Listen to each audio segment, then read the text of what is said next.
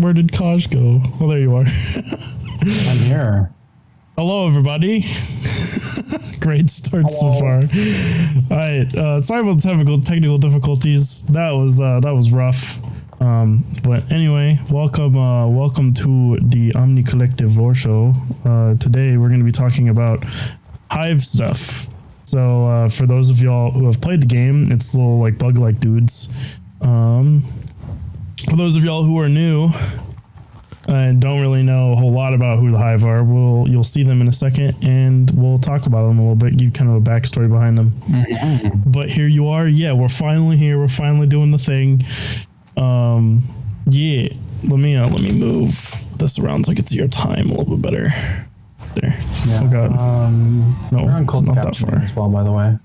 My closed captioning should be on. I just turned mine back on, so we're good to go. But yeah, apologies everyone for the little delay. Unfortunate, unforeseen circumstance happened for about 5 minutes, and I had also just gotten off work, so we're happy to be here. Happy to teach you some more juicy lore today. I'm excited to go about it. So. Yeah, and Kaj is going to be the kind of the lead on this one. He knows a little bit better than I do. I know parts of it pretty well, but he knows the majority of it better. He also has the physical book that we're going to be going over. I'm a nerd. I've got both. I actually will have 3 books once the 3rd anthology comes out, but they're my prized possessions. But yeah, we're gonna start it off. What is this? Right next to the Hellmouth? Just right before it? Yeah. Alrighty. We have the same gun. I just realized that. We have the same submachine gun. Yeah. Some escape velocity. Yeah. All right. Well, let's dive a little bit deeper in and go through. Do we want to start? For those who aren't really familiar with Destiny, we should possibly go about what the Hive are. If you want to take that away, Zev. Yeah, so the Hive are kind of if you want to think about, analogies and like story stuff like that, the Hive are kind of the inverse of what we are. They're the kind of the henchmen of the darkness, and we're like the henchmen of the light. A lot of the Destiny's enemies kind of fit a theme in terms of their name and how they work and just all that kind of stuff. And the Hive tend to follow like the whole, like their names and like who they are. And they're like, you look at like the architecture and stuff like that, they fit kind of like wizards or cult or just something like that. Not wizards, sorry, medieval times kind of stuff. A lot of the names involve like acolyte, knight, wizard, thrall, ogre. It's medieval kind of fantasy stuff, and then they're or like cults almost is how I usually like to see, because acolyte, thrall can kind of fit like a cult theme. Yeah, it's more or less they've got a hierarchy of kind of basically like in medieval days they have that hierarchy like where it starts with peasant and then it goes up to all the way up to king.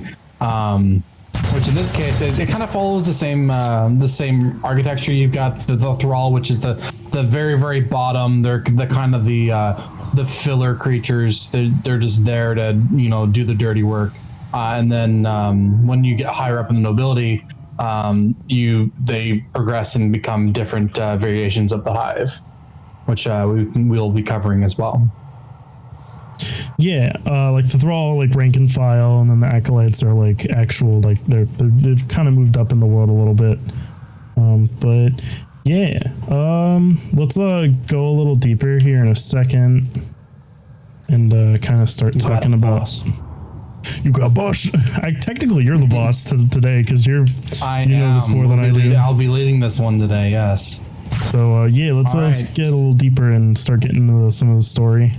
Mm-hmm. So, as I'm pretty sure most people know, at least those who aren't very familiar with Destiny, the Hive aren't from around our solar system. In fact, they come from a gas giant, kind of below the layers.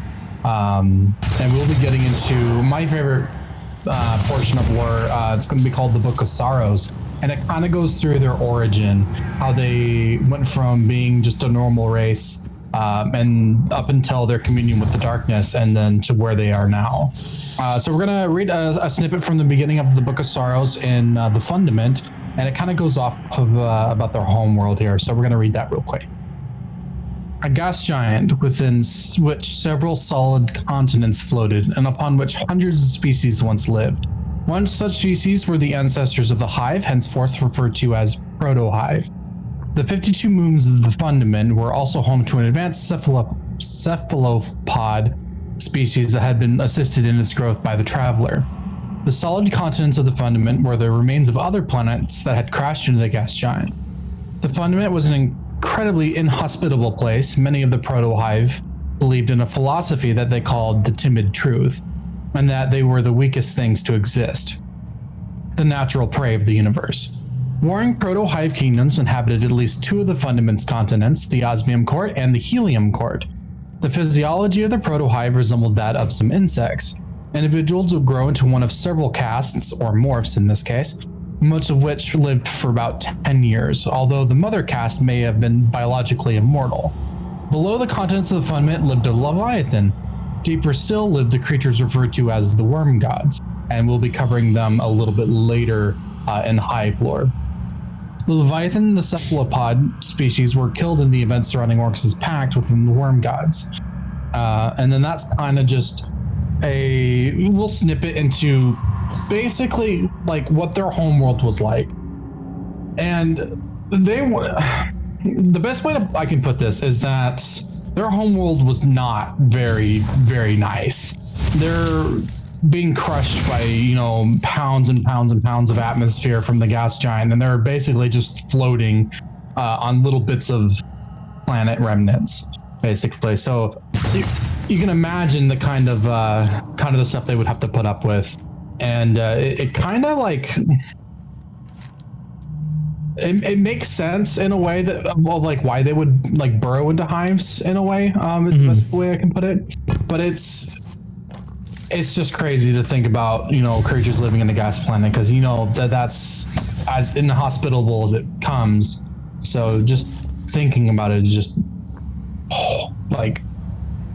gosh, it just sounds terrible. I can't even go into words at how like horrible it sounds. It's so scary, and you kind of admire them a bit more just because of it.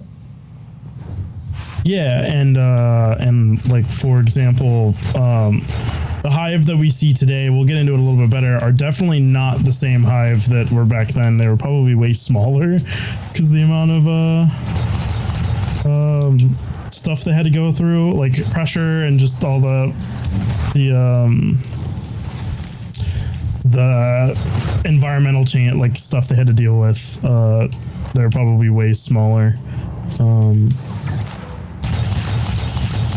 The other thing I was thinking of, was of how like what they kind of remind me of, and it's something I've kind of thought of recently, is more of that the hive are like almost Lovecraftian, because like if you look at like the color schemes of stuff and just the greens and like the symbols and all that kind of stuff we'll get into later on, it's very Lovecraftian, very like they're very cosmic dirty horror in a sense. Yeah, they're very a lot of their like architecture resembles kind of a, like what Ziv was saying, like a Lovecraftian architecture. And also they have a lot of like organic architecture as well when it comes to their like the whole premise of the hive is like a lot of them are like, think of like ants basically. You've got a group of like the workers which in this case would be like the thralls and acolytes that kind of do all the digging, the manual labor, the hard work. And then you've got the higher ones that kind of, they'll protect like the queens or the queens or kings and queens in this case. But I don't know.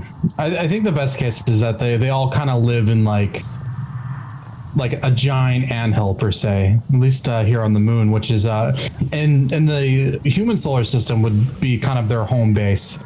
It's completely overtaken, and the spot we're in right now is completely just all of their architecture. It's just overrun with hive. Yeah. Why don't we kind of go a little bit further into like the story of them and stuff? Ooh, probably went the wrong way. Thought this was a different direction.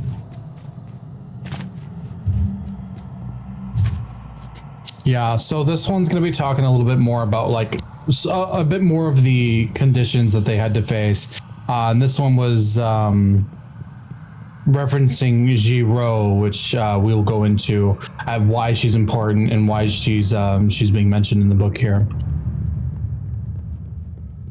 Stormjoy. A stormjoy is a living cloud. When it passes over our continent, it lowers its feeding tentacles.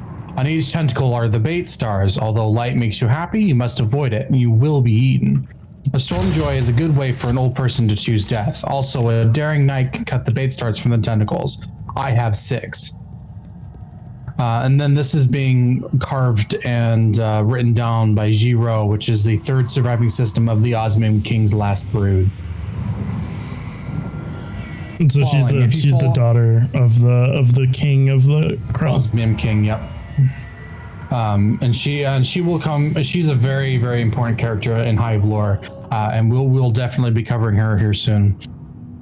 Falling. If you fall off the edge of the continent, you will die in the ocean. This is a special hazard when our father, the Osmium King, uses the engines. Helium drinkers. The currents of the fundament ocean bring us near the other continent. The helium cord is near us now. They are of our species, but they are our enemies. Their knights raid us every day. Helium drinkers have 2 legs, 2 arms, and 3 eyes, just like us, but they are bright and evil. I want to be a knight and fight them. The helium drinker ambassador ate 10 of my sisters as tribute. This is normal, however, I resent it. Mothers can fly. They live much longer than 10 years. Mothers are extremely smart, and they guard their spawn. If you try to tamper with the eggs, they will eat you. Sathona wants to eat the jelly and become a mother when she turns 4. So what she's going on with here, what mothers are is basically the queen of the hive, and they live the longest, and they're also the smartest and wisest, as they're basically the top of the, not food chain, but top of the hierarchy when it comes to keeping that species alive. And she's saying that she wants to become one and become a mother as well. Yeah, right here. Yeah, go ahead. I was gonna say that it's kind of like how a lot of primordial, like, you know,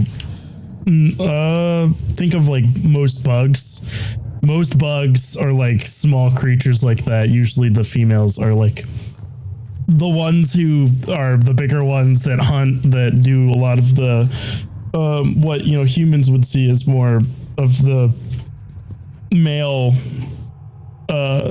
side of things. A lot of bugs and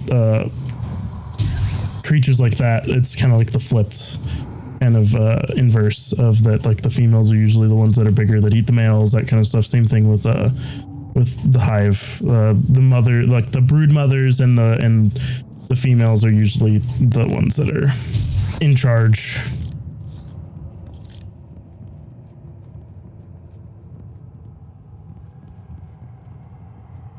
Yeah. So we're gonna skip ahead a little bit, and we're gonna see here. We're gonna skip ahead a little bit. So I'm gonna kind of summarize a pretty big portion of the early Hive lore. So at the start, the Osmium Court, which is the court of the 3 sisters, which we will be referencing here soon. I'm not going to say anything just yet because it would kind of spoil it. And I kind of want that to be a little bit of a surprise. But if you all know, you'll know as soon as I mention the 3 of them. But the Osmium King Court basically just kind of fell apart. If I remember correctly, I think the king was assassinated by another member and was betrayed, and it's kind of just fallen apart from there, and they're trying to figure out a way to save it, and then we'll go from here. So this one is being this is from Orash to her sisters, and she starts off as It's taken me 2 years, dearest sisters, a quarter of our lives. But I found the proof. We aren't native to the fundament. Our ancient ancestors came here to hide. The plate of stone we live on, our osmium court, is one fragment of a rocky planet that crashed into the fundament and broke apart. All the other nearby continents, the helium drinkers, the bone plaza, the star cutters, came from the same world. Perhaps the other races of the fundament are migrants too. We live on the shrapnel of our homeworld, floating on an ocean deep inside a gas giant. That's what fundament must be, a titanic gas planet. The endless storm above us must be one layer of the atmosphere in the sea we float on.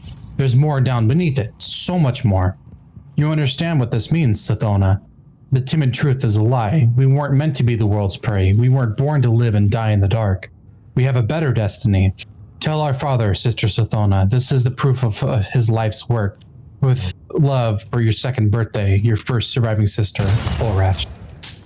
So, with this, they basically kind of started thinking, and so the timid truth is kind of the governing law when it comes to the hive about like how they do their daily lives, like what their purpose is, and like what it was telling them was that the purpose was to feed this planet.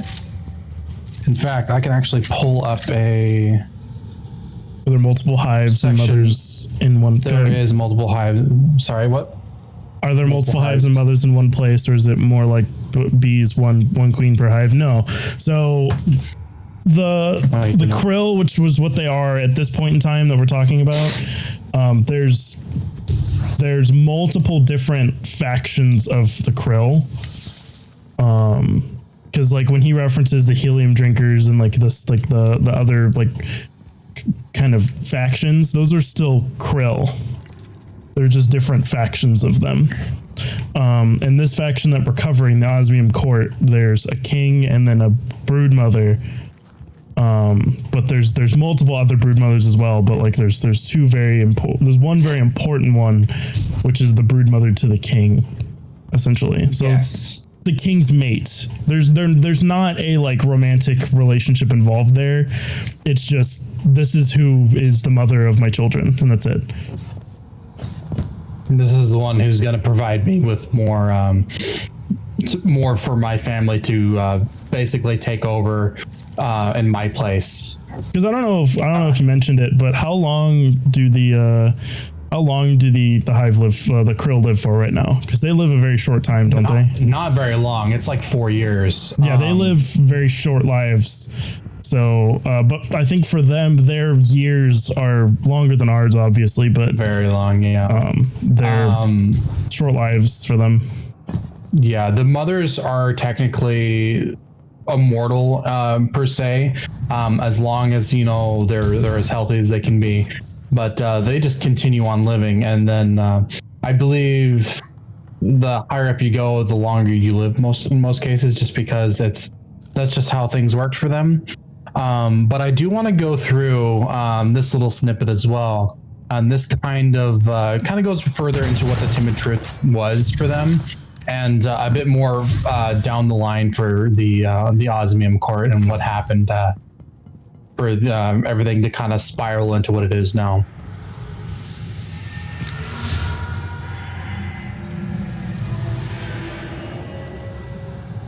Let's see here. So, the timid truth says that we are the smallest, most fragile things alive, the natural prey of the universe. Teox would have us believe that our ancestors came from the fundament to hide in the hungry void. So, that little snippet there just basically says that they were meant to be the smallest, to be, you know, sacrificed for the greater good of everything else. They were essentially the bottom of the food chain. They were basically the bottom of the food chain, yes. I'm not going to read any more from that. I just wanted to read that little snippet from the timid truth. But there's a lot more from that we can go off of. Let's see here. That's from the first book. Because then we have the last bit, which is the Zyvx. And we'll read from there, and then I'll summarize as much as I can when it comes to what's going on in this little passage. It is the Zyvx, carved to endure by Orash, the High Vengeance. Only Giro's bait stars let us escape. Only Sathona's tricks let us reach the coast. But now that we have my ship, I must lead the way. I am the navigator. We may never see our homes again. Giro seethes with hate and fury for Teox. But this is my deepest fear. Our civilization drifts on the fundament. At the tungsten monoliths, I learned that thousands of other species drift with us, coexisting on a vast world sea. And the tides of the fundament move us all. My father died afraid, not of vile Teox or the helium drinkles, but of his orrery. He screamed to me, Orash, my first daughter, the moons are different, the laws are bent. And he made the sign of a Zyvx. Imagine the 52 moons of Fundament lining up in the sky. It wouldn't take all 52, of course, just a few massive moons, but this is my deepest fear. Imagine their gravity pulling on the Fundament sea, lifting it into a swollen bulge. Imagine the bulge collapsing as the Zyvx passed, a wave big enough to swallow civilizations, a god wave. I'm going to stop there for just a second. In our last lore podcast, we were talking about Titan and how the light and the dark were kind of pulling against Titan and causing all that water and everything to bulge, or the liquid in the atmosphere of Titan to bulge, and how people were afraid and trying to leave because they were afraid of these waves. This is basically the same continent. You have a strong force pulling against the side, and it's causing a lot of gravitational waves and pulls to happen against the planet and causing a giant wave to kind of crash through and destroy everything. Yeah, the Zyvx that he's talking about is that the planet of Fundament is kind of like Jupiter for us. It's It's massive. So it has 52 moons, and this king is worried about the fact that there is the 52 moons will kind of align, because the Zyvx is when multiple celestial bodies kind of line up. Yeah. He's worried that that's going to happen, and when that happens, everyone's going to die essentially.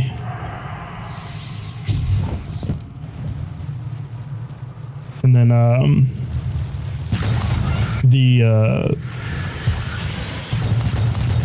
go ahead and continue the go with what you want to talk about. Sorry. Yeah, imagine that bulge collapsing against this Zyvx past, a wave big enough to swallow civilizations. I already read that part. My apologies.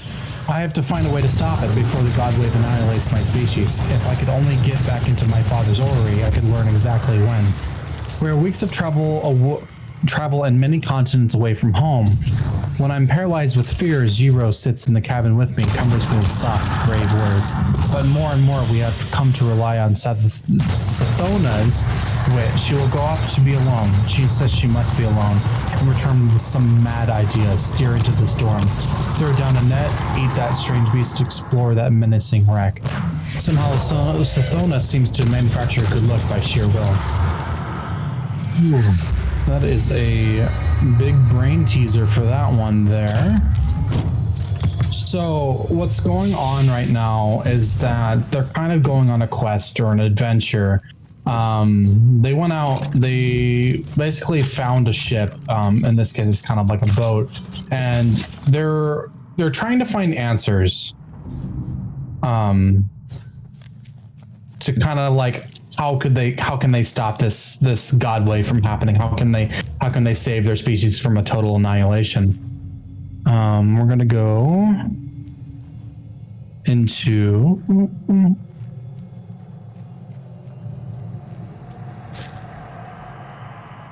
let's see here. Go into kind of the worm gods here. So this is kind of their descent deeper into Fundament, which is the giant gas planet. So we'll continue. This is going to be talking about basically a higher power. We all know the Hive kind of worship the darkness, and then this is kind of the steps towards like that part where they kind of pledge their lives to this powerful being. So we'll start from there. It says creatures that lived in the furthest steps of the Fundament. On the Fundament. Ooh, hold on.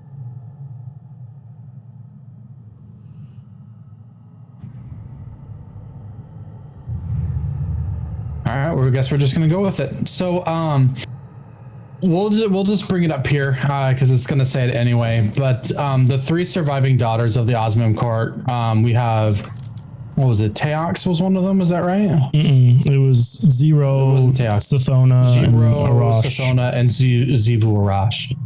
So these 3. No, it was just Arash, not Zyvx Arash. It was just Arash. Oh no, they became Zyvx Arash, and then that was the final name.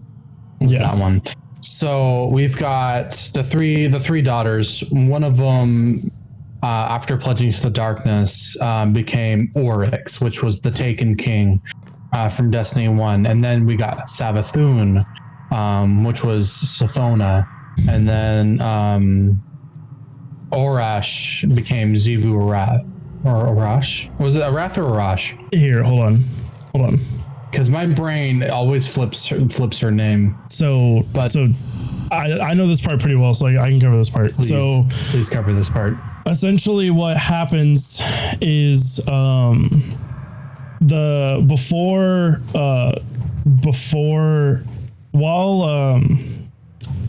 the Osmium King is kind of talking about this God Wave and stuff, he also has his familiar, is what Orash kind of calls this thing that he kind of hangs around him a lot, is his familiar. They never describe what it looks like. They just call it his familiar. Then they leave after he gets assassinated by Teox, which was their brood mother. So essentially it's their mother kills the Osmium King. And they leave because they're labeled as like traitors or something like that.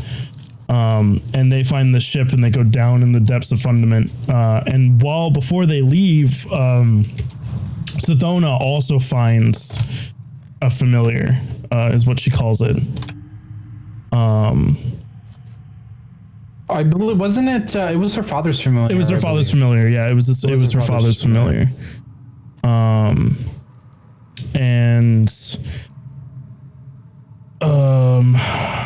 Let me find the lore book for it, but essentially, I have it up with when they found the. If you want to grab the one for when she gets the worm or the familiar from her father, because I do have the lore book pulled up for the ship as well, which they called the Needle.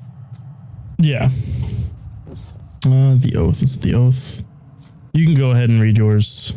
Yeah. So this one is kind of when they were talking about the ship before they started going down into Fundament. So this one was created by Sathona. This year of wild voyaging, these lightning nights and golden days, these forays into ancient wrecks and windblown flights from monsters, these are the happiest times of my life. I want to be a mother, not because I want to spawn, but because I want a long life. Long enough to make a difference. We have been at sea a year and I am afraid we will die out here.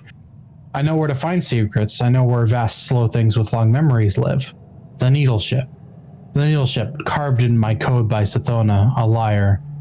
We salvaged the needle from the Shvubi maelstrom. I knew it would be there.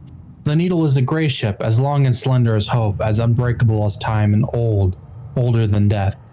It tumbled through the maelstrom before our ancestors crashed into the Fundament. This is not a sea ship, like Orash's. It's an artifact of high technology. I know its purpose. I know what happened to the crew. Jiro wants to sell the ship at Kaharn Atoll, where species gather. At auction, it would earn us enough wealth to hire mercenaries. We could retake our Osmium Court and send the baby-eating helium drinkers screaming into the ocean. But I told Jiro the ship was worthless. Orash wants to open the ship and see if we could take command of it. I know this is the right thing to do. I know because I asked the worm. The worm, carved in my code by Sathona, who should be afraid. It was my father's familiar. I ripped it from him as we fled. It is a dead white thing, segmented, washed up from the deep sea. It's dead, but it still speaks to me. It says, listen closely, O vengeance mine. Cool. So essentially, yeah, she as they leave, Sathona takes the worm, or takes her father's familiar that looks like a worm, like actual physical worm. She takes it, and even though it's dead, it still speaks to her. And I think at one point they do open the ship. While you do that, I'm gonna see if I can get a worm from one of the hive real quick. But it was how we can give them a visual. Yeah. Essentially they come up with the idea of that if they don't act now and they don't dive deep into Fundament using the ship, that their oath that they make of killing Teox and enacting vengeance will go to waste. And so they eventually do dive. Here, by the way. Okay. Where you at? Just come further down. Okay. It's wiggling, being kind of weird and gross. So eventually they come up with the decision that they do need to go deeper into Fundament to find knowledge, gain power, do whatever they can to gain some kind of advantage over Teox, because Teox is a brood mother, so she lives forever. They only have a handful of years left. Where are you at? It's right here, just chilling. So it's something a lot like this is what it looks like. It's similar, but we don't know for sure that this is the same kind of familiar that they were given.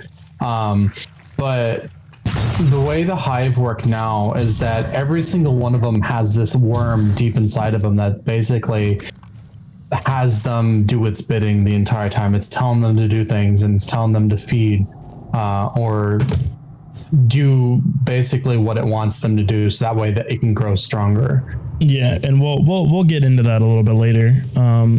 But essentially, Sathona, Zero, and Arash decide that they want to dive, and I'll read that little lore section here. For life, Sathona dove. For vengeance, Zero dove. And Arash dove to understand. The needle ship pierced the skin of the world and burrowed deep. Through layers of foam and metal and cold elemental slush, Arash devoured the ship's maps of Fundament from the high angelic cloud decks down and down through storms and oceans and plates of floating world into the crush of the core. They met monsters of continental scope, vast and anemones that raised glowing tentacles to bait them in. Zero flew the needle ship through them, and they bled black carbon jelly and frost. They came to a still place beneath a plate of metal. I'll use the sensors, whispered Arash. Listen. In the wet, cold dark of the helm, they listened to the ship, and the ship listened to the crushing motions of Fundament. They heard the collision of continents. They heard the patter and the crush of helium neon rain. They heard the struggle of monsters, and they heard the distant groan of the ocean rising, tugged by distant moons. The syzygy is real, Sathona hissed. It's already begun. Beneath them, Zero thought of the birthing room where ancient explorers had labored upon over surgeries and administrations, peeling back the chrysalis and the call of that which they had made from the deep, whose birth none of them would survive. There's something down here, she whispered, something secret. And the Leviathan loomed over them. Its brow was huge as the continents of their childhood. Its great array fins crackled with the lightning of its life. Booming into the hull of the needle ship in a microwave voice, you must turn back. Save yourselves from the deep. Save the world from yourselves. You must turn back. So essentially, they dive deep enough to where they meet this giant being called the Leviathan, and so y'all can get an understanding. This is the text that it speaks in, and in Destiny terms, this text here, when it's in the pluses and minuses, what I think a lot of people have decided that this means is that this means it's not really speaking. It's more of like telepathically talking to you. So it's not mouthing words and you're hearing it. It's more of you're hearing it in your brain and it's kind of just looking at you. And to kind of I'll be reading a snippet from that too, so that way they know what it says to them. Cool. You want to go ahead and read that since it's like basically the last book reads right into it. This is the Leviathan's warning. We live on the edge of a war between formless and form, between the deep and the sky. My eyes are wide, my gaze long. Across the universe, as far as I see, the sky works to charge its fires, and the deep drowns the ash. Sky builds gentle places safe for life, beloved fundament, refuge of trillions. The sky treasures this rich place, but the deep is here with us. Cold logic tests our walls. The deep claims its dominion, a ruthless final age. And Orash protested this. Old Leviathan, creature of myth, this world is no refuge. We live short, hard lives. We die in the dark. The storm above us will never end, and soon the God wave will take us all. Above us, there are only storm joys, monsters, and moons of apocalypse. Let us go down where we may discover the truth. Some power to avenge ourselves upon our betrayers. Some hope of survival.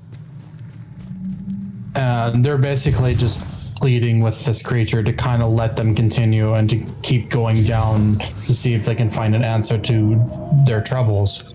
But yeah, we'll go from there. So Leviathan kind of speaks back against this protest. What power calls you down to the deep? What instinct draws you away from high hope? Quick breeding krill people, I tell you, for aeons I have watched your struggle, clinging to the sharp edge of survival, balanced between the deep and the sky. You are my treasure, my proof against despair. For this is the deep claim. Existence is the struggle to exist when the struggle seems lost. When the safe place crumbles, everything turns to the deep to survive. I reject the deep claim. You will turn back, sweet krill of hope. You will choose the sky instead. So this large creature, the Leviathan, kind of speaks in more of a riddle form than anything more coherent. It is an ancient, wise creature that's basically been there for forever. They don't really know what it is, where it came from or how it was got there. It's always been there as far as they're aware. But Zero protests, well, you are huge and old. Our lives are short and desperate. It's the way the world's supposed to be. I won't have it. If people like Teox are supposed to win, I won't let them. I'll beat the world until it changes. I'll kill anything in my way. Leviathan's dirge. This fatal logic. Hear my monopole scream. It will consume you. Before you lies the worship of death, the ruinous path. The sky builds new life against the onset of ruin towards a gentle world. The deep embraces death, saying, this is the inevitable and right. I exist as hungry ruin. Turn back from the world-killing way, or you will live as death and devastation. The sky is the harder way, but it is kinder. My charge is balanced, my voice exhausted.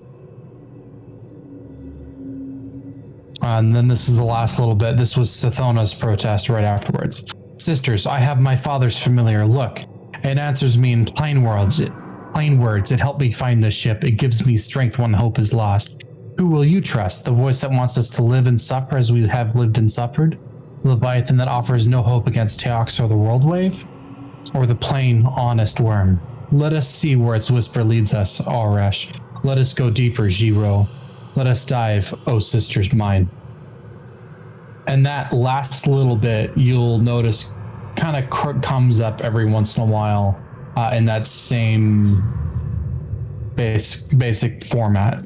And then we'll kind of explain why this is beginning to happen.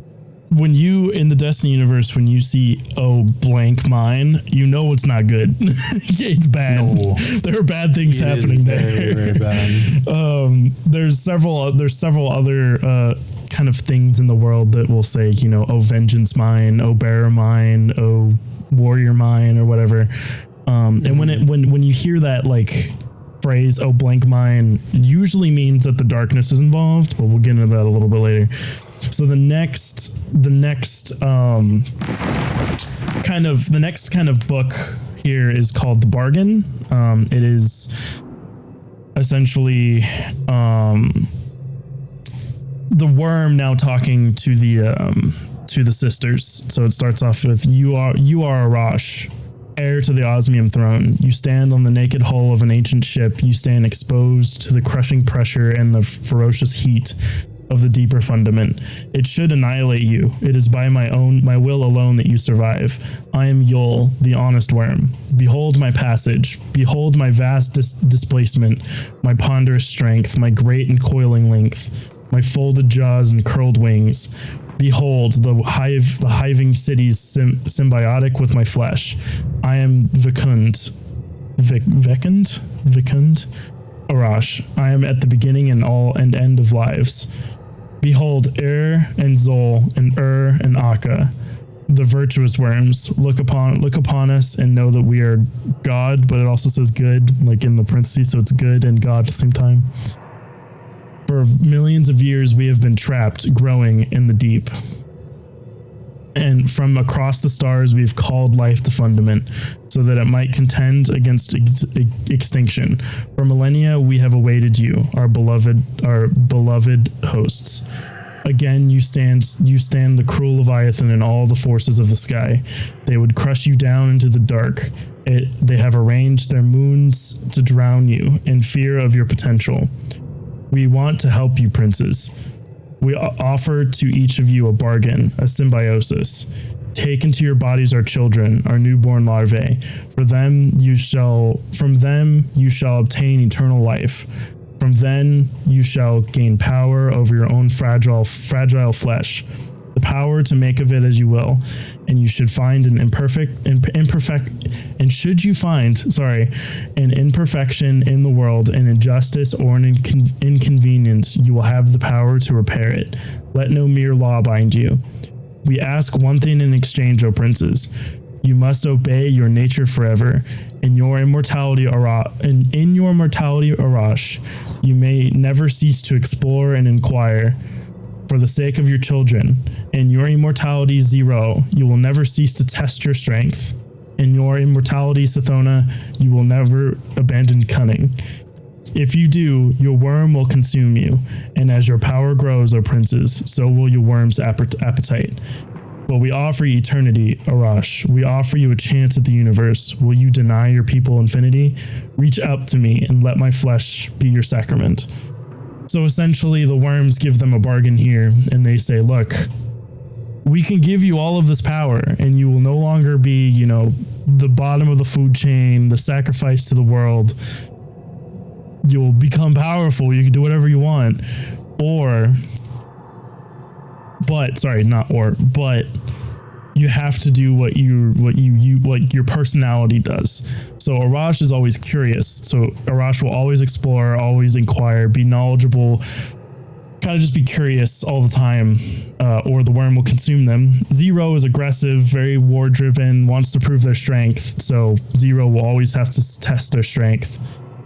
And then Sathona is very cunning and likes to trick people and all that kind of stuff. In immortality, Sathona has to do that, or the worm will consume them.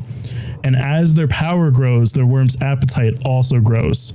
So they have to, the more powerful they get, the more cunning, the more curious, the more, war driven they have to be. And just from reading this, you can really see how laced the words of the worms are. They're not good creatures. They're very terrible, because they're just they're very manipulative, because they're gonna basically at the very bottom they say, you're gonna deny your people infinite life. Are you gonna do that? So they're very manipulative. They're not very good things. And the fact that for immortality, they have to do this or else they will die, kind of gives you an idea of what their purpose is. These are the worm god's children that they're having to feed. And, if they don't do it, then, it's the end of them. So they're kind of forced to do these worms' bidding in order to save their species. I'm going to go ahead and give you a break on your voice, and I'll just keep reading for you. Give me a break. Take it away. So here's the next book. It's called Immortals. We are the worm, your god, the flesh of hope. Our compact is done. You are Arash eternal, and we are bound to you as close as your appetites, as your love or needs, as the weapon in your fists and the word in your throat. We've had enough of this dismal place, haven't you? We are entangling your ship with larvae. Go back to your species, spread the good news in the osmium court and the hydrogen fountain, in the bone plaza and the star surgery. You will rise into the world. If anyone rejects your symbiosis with our children, make an example of them. A mighty wave is coming for them all. They die anyway, save only what can be saved. The worm grants you power over your own flesh, Arash. When you've taken the king morph, what will your adult name be? Oryx. Oryx. Sorry, not Oryx, Oryx. It means long thought. We approve. So essentially what the pact has been made. They decide, the three sisters decide that they will do this for their people. So they basically, the worm gods give them each a larvae, and they go and they also give them a ton more to go back to their species and give it to them. Anybody who doesn't want to take a worm, they die. Which is, kind of gives a good example of how really terrible the worm gods are. They're just like, hey, you don't want to become one with us? You're out of here. Die. So, yeah, essentially. And then Arash takes a king morph, which essentially means Arash has now ascended and has become Auryx. Which means long thought in their language, which is pretty. You'll learn over time that Auryx is that definitely long thought is a good name. So we'll continue on to the next one. It's called Conquerors. This is now from Savathunes, which is now Sathona, where Sathona became Savathun when she took the mother morph. So Savathun, mother morph of Sathona, we delight in your sharp mind. For millions of years, the Leviathan caged us here. It is a pawn of the sky, a philosophy of cosmic slavery. The sky seeds civilizations predicted on a terrible lie. I thought they said precedented, but it's words are predicted. Hard. Yeah. I feel like I have borderline dyslexia. That right thoughts can prevent suffering, that pockets of artificial rules can defy a final beautiful logic. This is like trying to burn water. I can't even read that. To the nature of reality, where deprivation and competition are universal. In the deep, we enslave nothing. Liberation is our passion. We exist to help the universe achieve its terminal, self-forging glory. The war rages on. Soon it will consume Fundament. We are pleased with your use of our larvae to create mighty knights and plentiful warriors. Teox's retreat to the hydrogen fountain proves your superior strength. But we must know that reclaiming your home is not enough. There are 511 species living on Fundament. One of them must have the technology you need to leave this world. So essentially, this is kind of a bump into the future. They have now gone up to the surface, kind of dispersed around the larvae, and they're raising an army, and Teox is afraid, so Teox is retreating to the hydrogen fountain. And then the worm gods are basically telling Savathun that there has to be somebody on Fundament that has the technology to leave the planet, but there has to be. So I think that is their next goal here. We're going to do this one. Go ahead. Did you want to read one about Zyvx Wrath as well? Out of the Deep.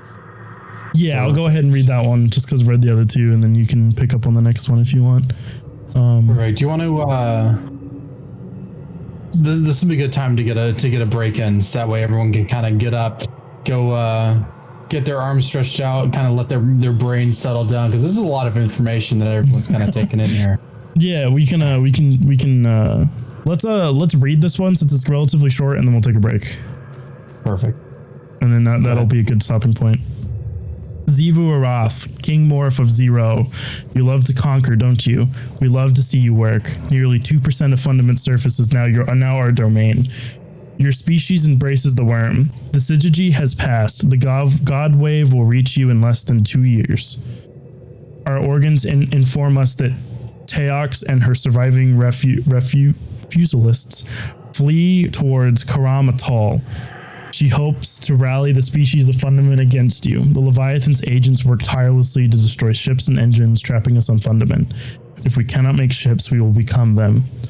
Overwhelm the Quran Bastion, slaughter everyone there. For your acts, we shall obtain the logic we require to cut space open and migrate to orbit. Reality is a fine flesh, O General ours. Let us feast of it.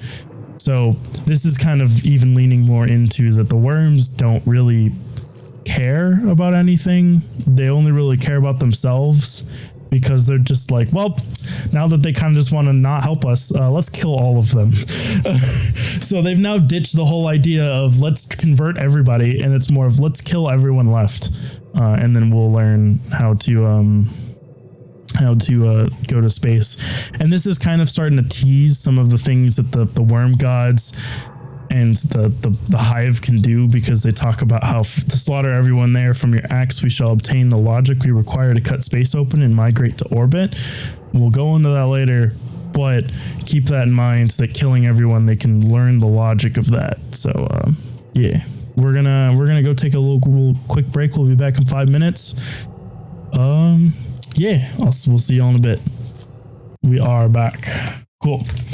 Awesome. Oh. So we kind of left off with the three sisters kind of just discovering I need to pull. Hold on, give me uno momento. We left off. I have to turn on my audio for the game. We kind of left off where Zyvu and Sathona and Savathun were all getting instructions from their worms.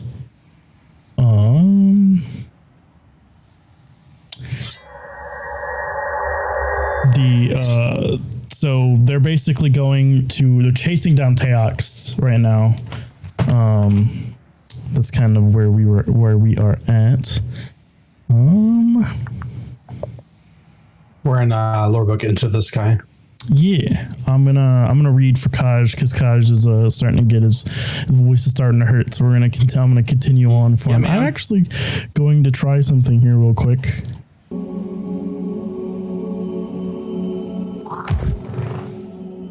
We're gonna get a little spooky. Listen to music while we read. This is gonna be like a bite video. You've done well, Oryx or Aurochs. Yeah, wait. I said it wrong. Can you feel the growth of your worm? Can you feel your will preparing to warp mere law? At times, we detect sadness in you. Understand, long thinker, that you enact a sacred and majestic task. Existence is the struggle to exist. Only by playing that game to its final unconditional victory can we complete the universe. Your war is divine work. We are free from Fundament's core, and Savathun's cutters are ready to fly. With Zyvu Arath victorious, we have opened a wound at Karan, a wound leading to geostationary orbit. Behold, we are faithful to our covenant. Sorry about that. We have no future on Fundament, but her moons will make fine habitats. Let us rise. So essentially, they're starting to get into the whole war worship that the hive kind of have now of with Zyvu Arath killing all of those people in Karan. It created a wound that led to geostationary orbit. That's kind of the start of them worshiping war and using war as their source of power for their magic and stuff like that. So we're going to go into the next one, 52 and 1. Good news. The 52 moons of Fundament host a starfaring civilization far more sophisticated than anything you've encountered so far. Teox's ship fled towards the large ice moon, where a species of bony, six-armed cephalopods keeps their icy capital. Savathun named them the Ammonite. They seem eager to grant Teox asylum. Idiots. We tried appealing to their hopes and dreams. We are largely unsuccessful. This was largely unsuccessful, basically because they are already happy and indoctrinated. This angered us. We devised a plan. Our organs detect a 53rd moon in orbit of Fundament. A traveler. Keep that in mind. A traveler. Divine presence of the sky. Now we know what arranged the Syzygy. You'll have to kill them all and take their stuff. Once the Ammonite are out of the way, we can deal with the traveler. Do not hesitate. You're fighting the hypocritical puppets of cosmic parasite. Ooh, avenge your ancestors. So, at this point in the Destiny universe, the Traveler is in the system that Fundament was on, and that's why the Ammonite are way more sophisticated than the rest of the species there, because the Traveler is essentially using them as like what we are to them right now. I'm going to go ahead and move real quick so I don't go AFK like I did earlier. Well, while we talk, I'll move. So the Traveler is in the system of Fundament, and they're using the Ammonite as kind of their culture that they're like raising up and kind of benefiting. This also kind of gives you a perspective of that the worms worship the darkness.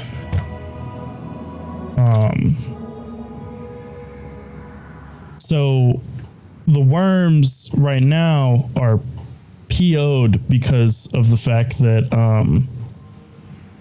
the Traveler's here. So they call it a cosmic parasite, and they're mad about it. So this kind of gives you a perspective there on how they view the light. We're going to read the next one, Born as Prey. This is unacceptable. Are you so weak? Born as prey and doomed to die by predator? Auryx's failure of resolve led us to catastrophe. The Ammonite fleets under Chroma Admiral Rafrit have pressed us back to the sixth moon. Once more, we find ourselves burrowing into a world's core to survive. Savathun, you must draw Auryx out of his catatonia.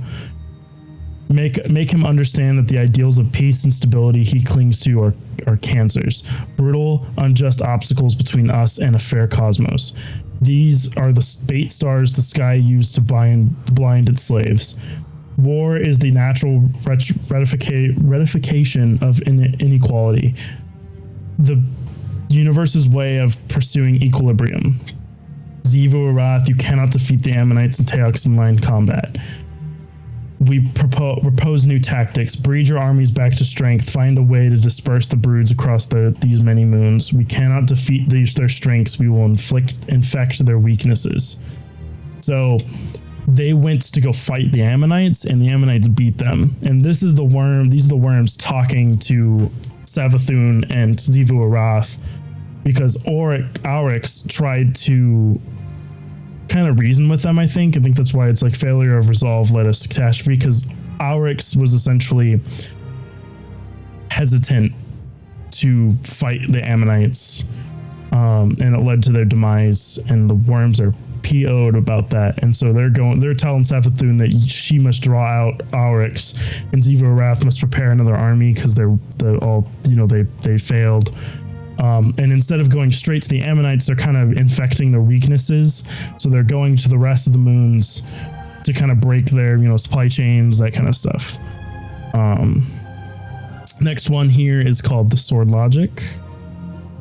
Mm-hmm. At last, we knew curiosity would draw you back, Auryx. In their desperation, the Ammonite have begun using paracausal weapons. What are these? How do they work? Wouldn't you like to know? Suffice to say that some powers in this universe are subordinate to mere material physics. The source of these weapons is the Traveler, the sky's bait star. Their effect is subtle but devastating. But you are armed to response in kind. Savathun's mothers have listened carefully to our teachings. We will not give you the deep for King Auryx. The power is for us, your gods, but we will teach you to call upon that force with signs and rituals. Small minds might call it magic. We are no longer bound to causal closure.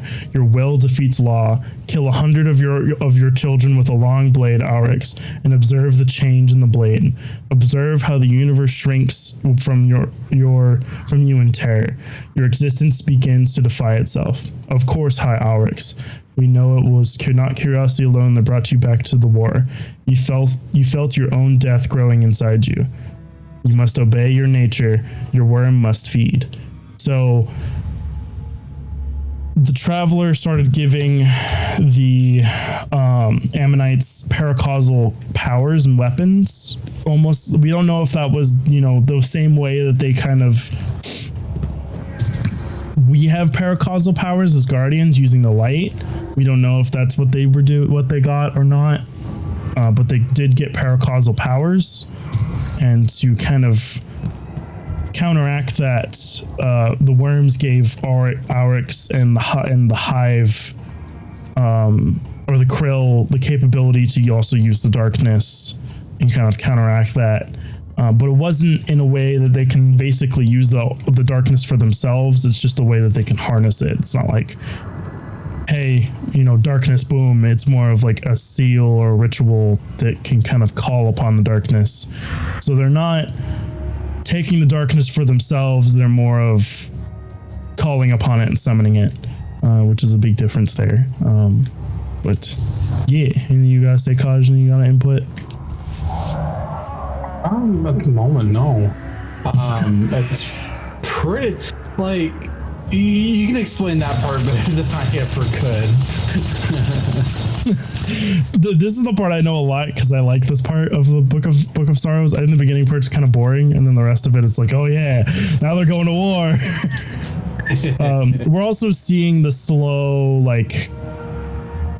transition of Krill to Hive here, because you're seeing a lot of things that you would normally see in the Hive of, slaughtering your own kind, calling upon the darkness. We're starting to see the Hive that we know here. I'm going to read something here, and then I'm going to head over to the pit area where that one strike boss is. You know what I'm talking about? I'm already down here, yeah. I'm waiting for you. Cool. So we're going to go to the weakness verse here. You are dead, young Oryx, betrayed and murdered by your own sister for the crime of mercy. Remember what you said to the Ammonite Satellite Congress? We will parley on neutral ground. Savathun's witches have rendered it utterly neutral. No living thing will ever claim it again. The space around the dry moon stinks of rot. This is good. This is right. You will learn from this. Don't you understand, Great King? Don't you want to build something real? Something that lasts forever? Our universe gutters down towards cold entropy. Life is an engine that burns up energy and produces decay. Life builds selfish, stupid rules. Morality is one of them, and the sanctity of life is another. These rules are impotence to the great work, the work of building a perfect, undying creation, a civilization everlasting, something that cannot end.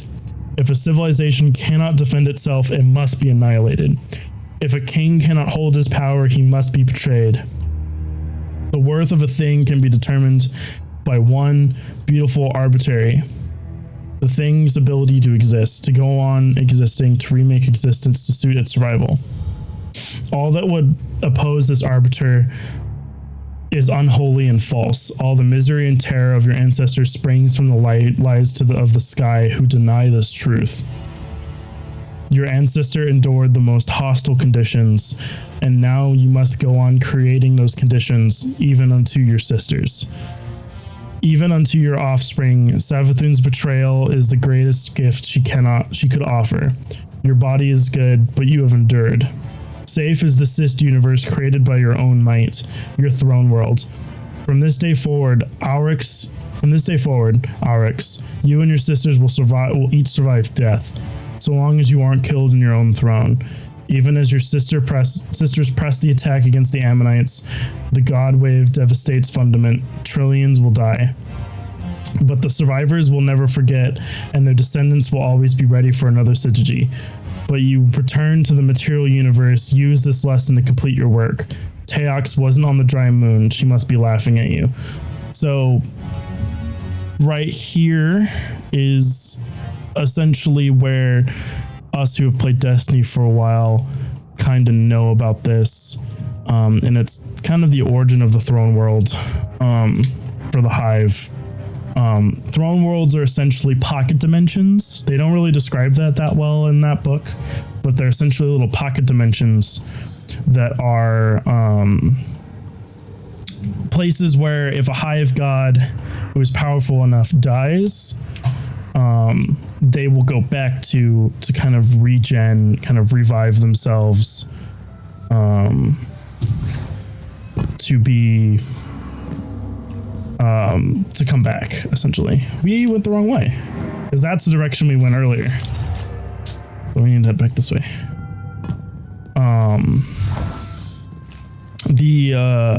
So Oryx was killed by his sister, which is another kind of theme you'll see a lot in the Destiny universe, is that Oryx, Savathun, and Xivu Arath like to kill each other a lot. like just to be like, you did something wrong, bah, you're dead. And then they come back. They come back, and like I believe Zyvx Wrath became like stronger. I believe like after what was that Oryx?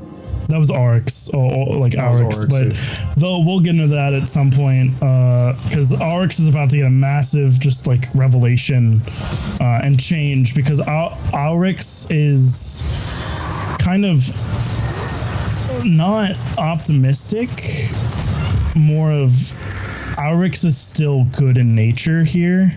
Ooh, let's head down this way. Gosh, let's head down this way. You know where we're going? Oh, I know exactly where we're going.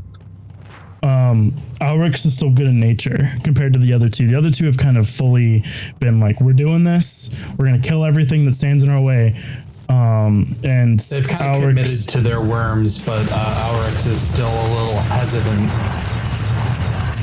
Kind of what we're getting at. Yeah, and eventually, you know, Oryx will kind of go full evil, and we'll see that here in a second. We're gonna get a little bit deeper in before we. Oh, there's a barrier knight. Let's actually back the fuck out.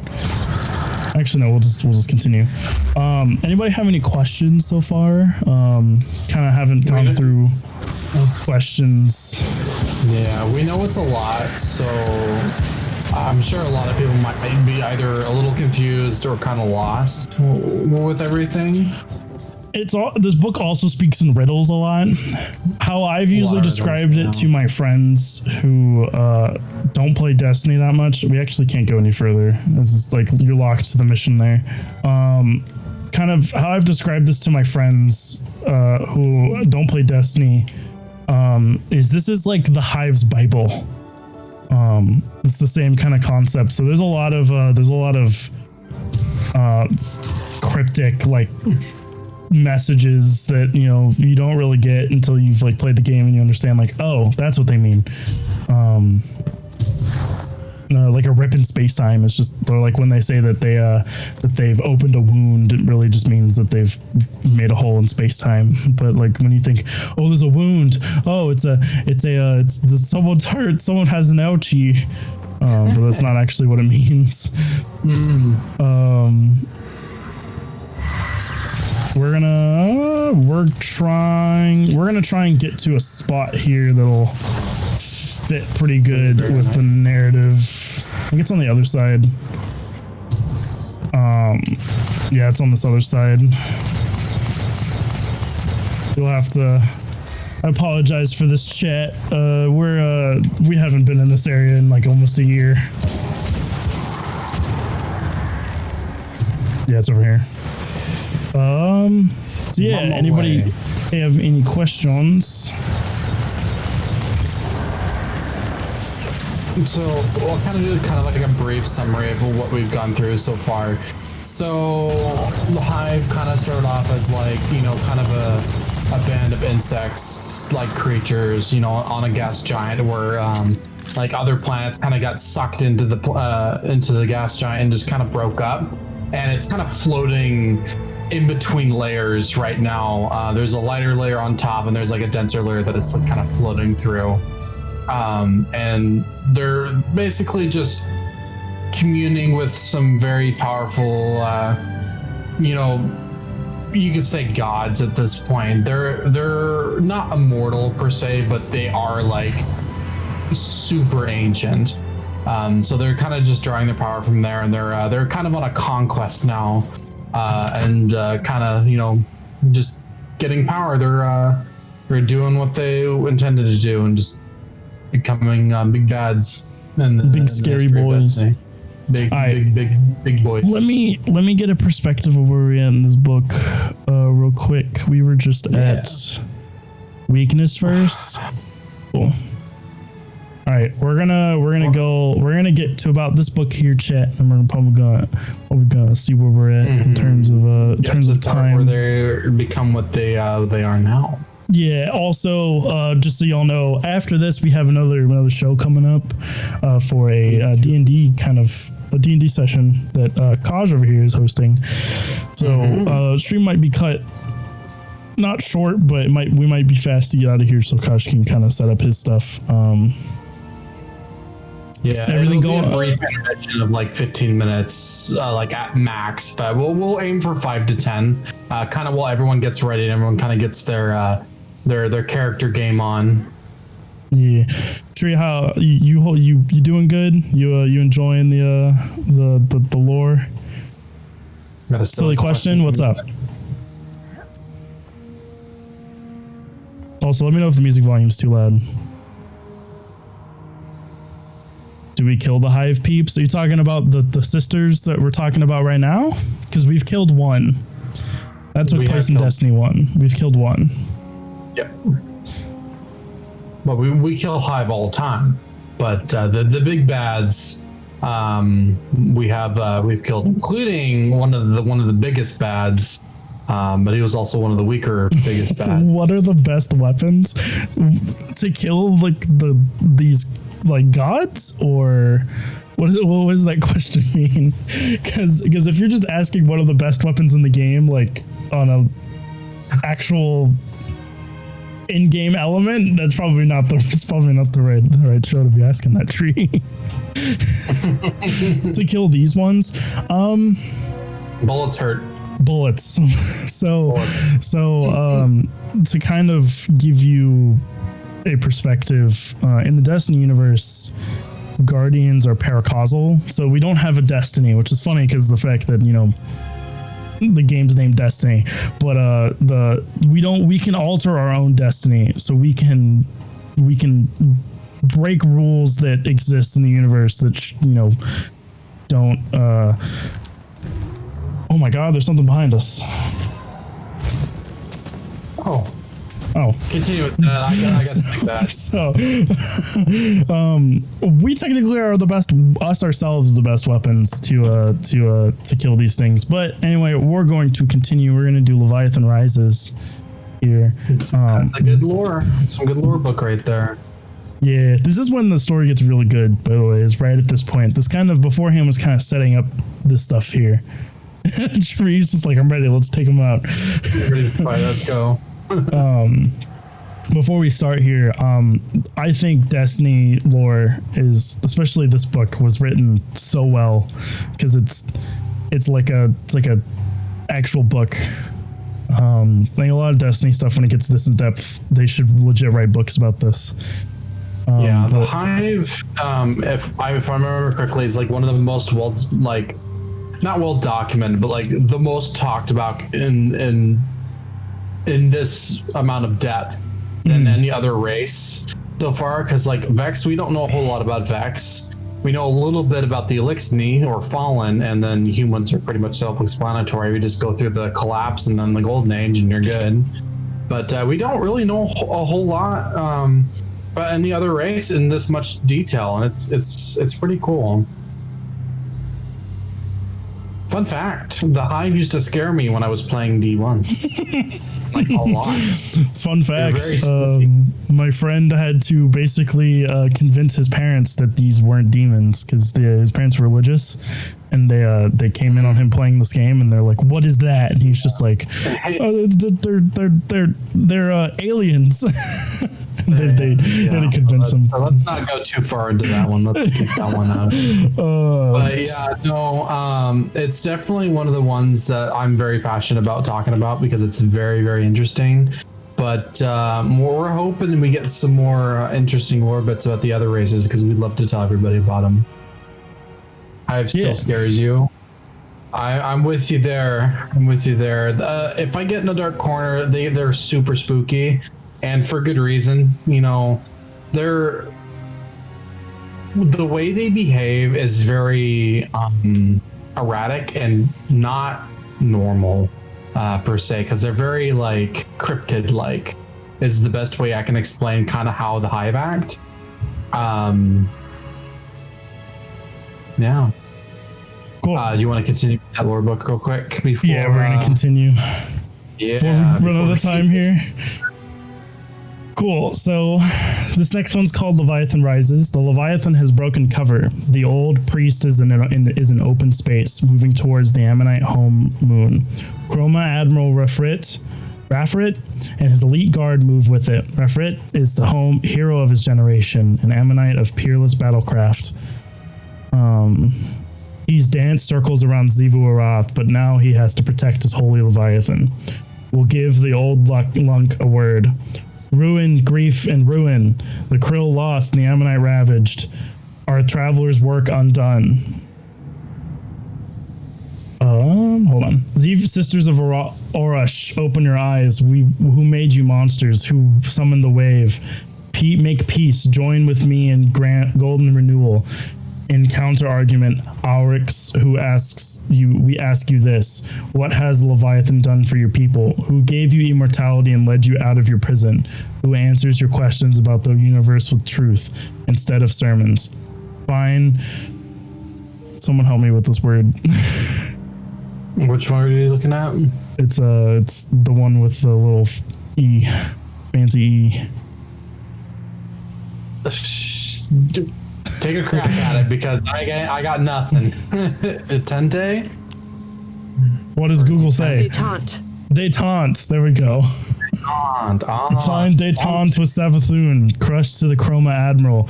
Boil the animite seas and slaughter the Leviathan with witchcraft. But once the way is open, we will show you how to eat the traveler. That's one of my favorite lines right here.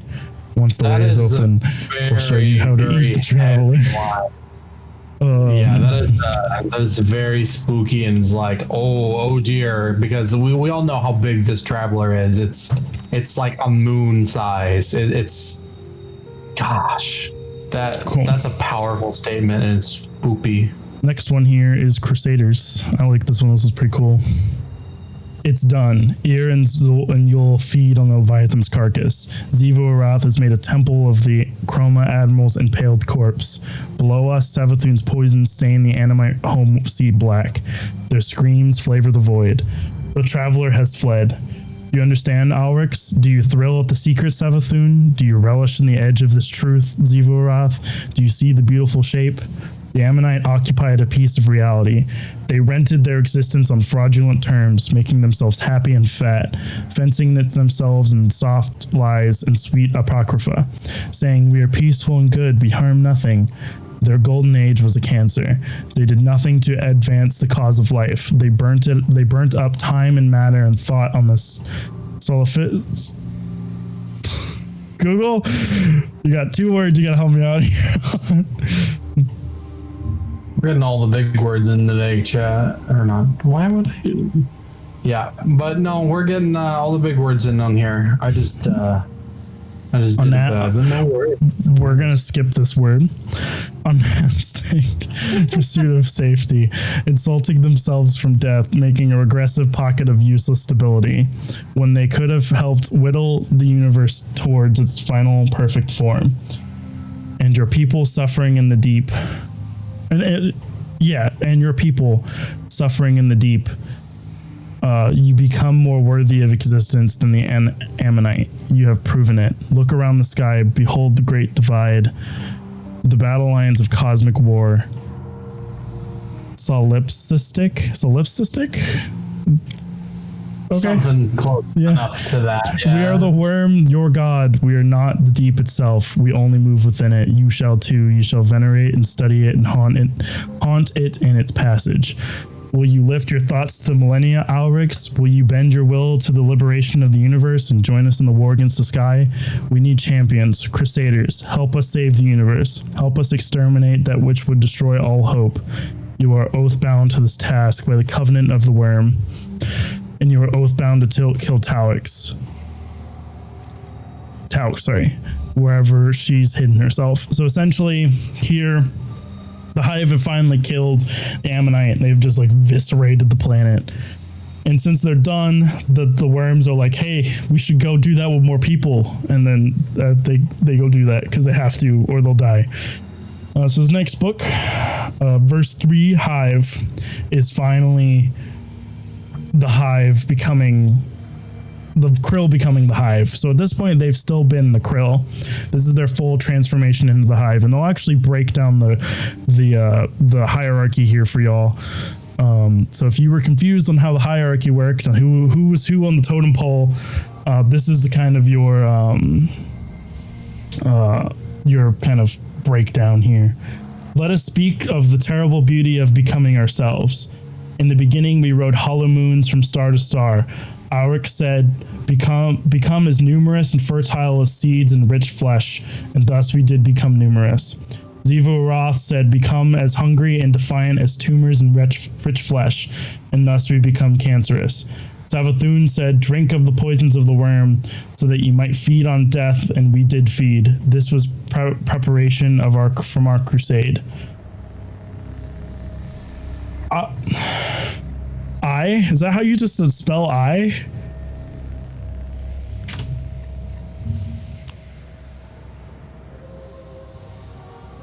I would just skip it. We'll say that's I. We are thus becoming. We'll go with it. A mother wizard gives fertility from a mate and or from herself.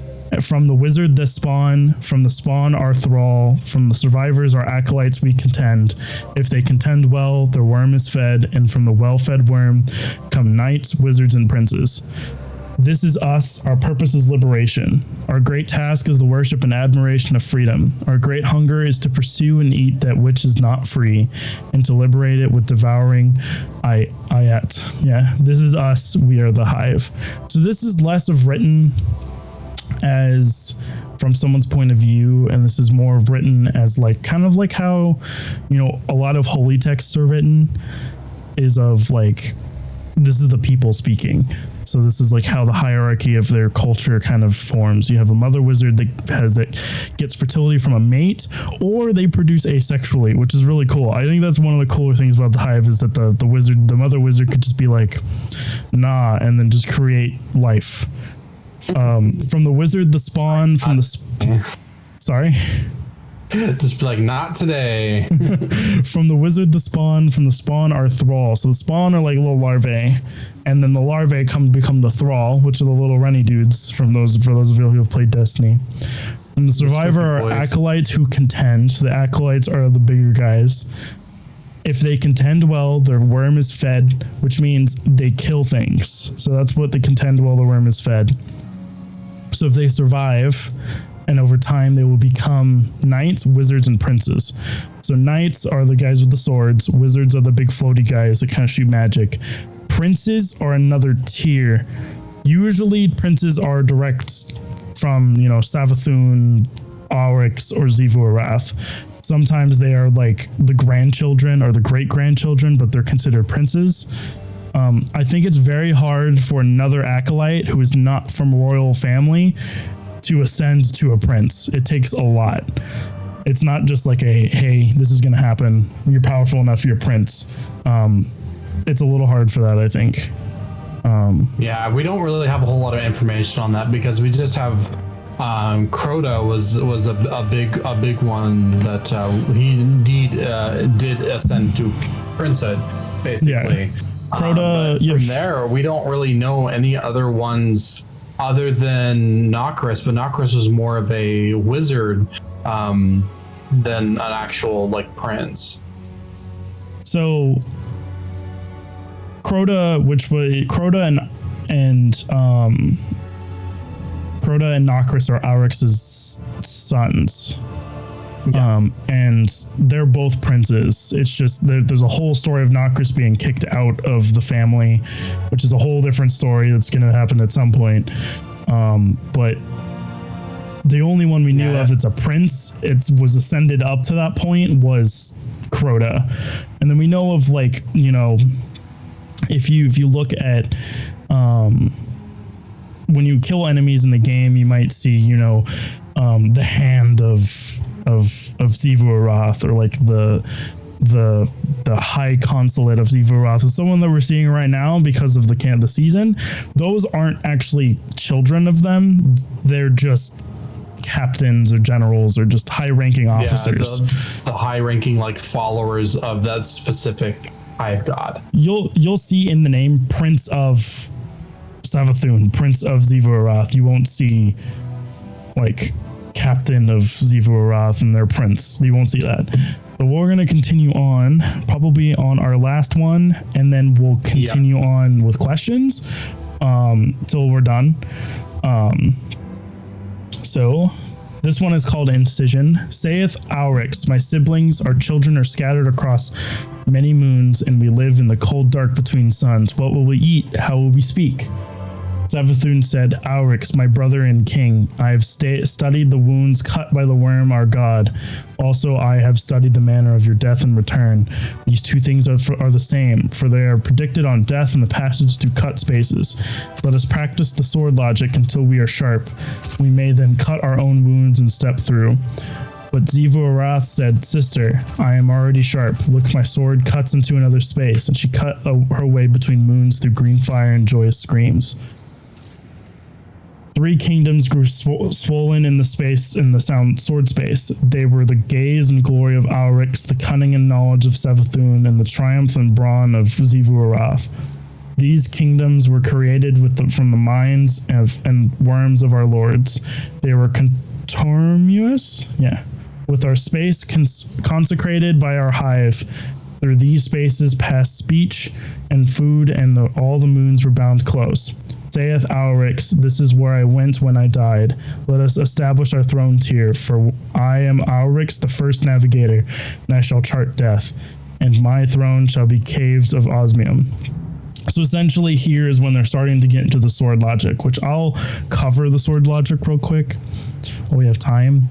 The sword logic is essentially the worship of war in terms of when you kill something, you get powerful.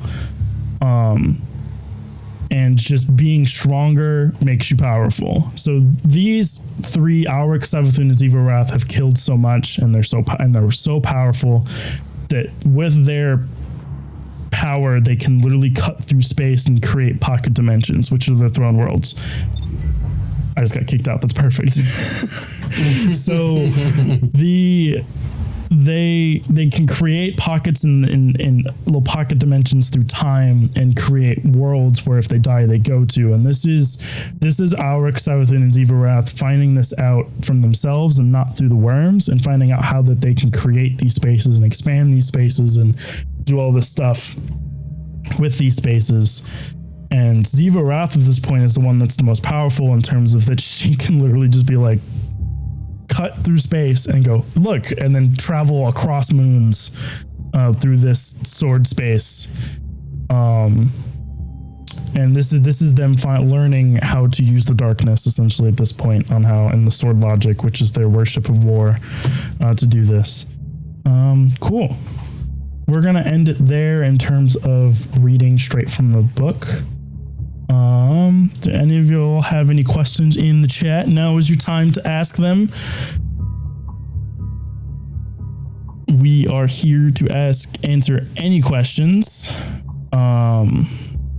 Literally any of them. Doesn't have to be about what we just read. It could be literally anything. We will answer them. Do you have anything you wanted to add, Kaj? Will they kind of formulate? Yeah. I would like to let everyone know that when it comes to these pocket dimensions, the 3 sisters, which are now the hive gods, the Zyvx, Savathun, and Oryx, they weren't the only ones to create pocket dimensions. So their children, Crota is basically the other main one to kind of contend with. He had his own pocket dimension that he created. So it wasn't just them that were able to do this. Any hive with enough power and just knowledge of the sword logic was able to create these spaces for themselves.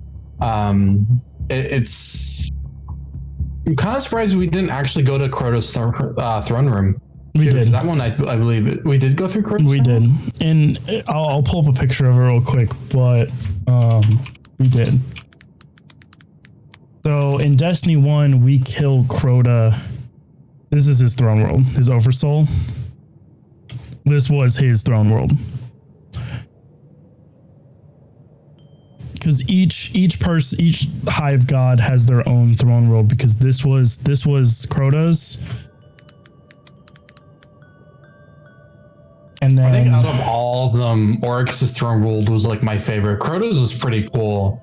Because you had some like you had some different colors in there, like the dark greens and all that other stuff. But I did enjoy Oryx's quite a bit. I'm really excited to see what Savathun's Throne World looks like, because I'm not sure if we've seen it yet or not, but we have had like little snippets here and there during the Interference quest lines with Nokris. But I think it was Nokris's kind of realm. Mm-hmm. And then go ahead.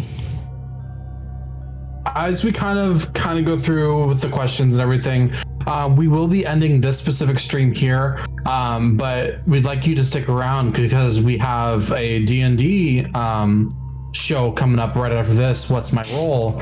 Zyvx will be joining me as well as myself. I will be DMing 5 others, not including Ziv, for a total of 6 people in this party. We're going to be going on a little bit of a short adventure. It's going to be about the same length. But it's going to be kind of a nice little break from all this extra knowledge. You can kind of just sit back, relax, and enjoy. But it is now 7 o'clock. We'll be starting that shortly. So if anybody doesn't have any other questions, you'll see the stream kind of go down for a minute as we kind of swap over. And that way I'm able to get my overlay up and that section kind of going for everybody. Yeah. Cool.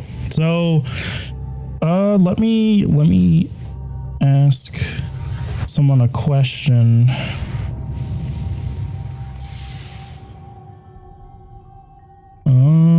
Anybody have any questions in chat? We are here to ask or answer while you ask. Just shoot us questions.